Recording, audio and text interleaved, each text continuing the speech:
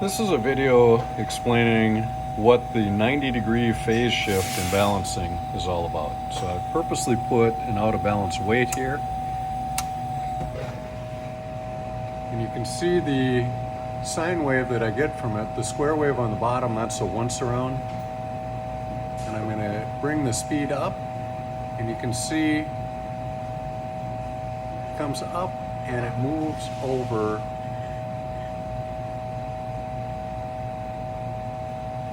90 degrees before settling down. Now I'll coast through that. And you can see how the sine wave goes up and down. I'll put it on a lower level. See that? It goes up, and look at the bottom. It's at the falling edge of the square wave. It's at the bottom of the falling edge of the square wave, and now as I come down in speed,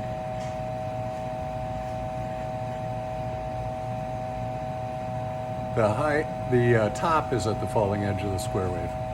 Watch that as I speed up. High point is at the falling edge. You come through the 90 degrees, and the bottom is at that. The bottom of the sine wave is at the falling edge.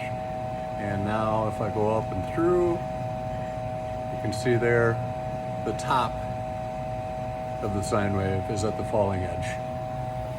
And that's what a 90 degrees phase shift is.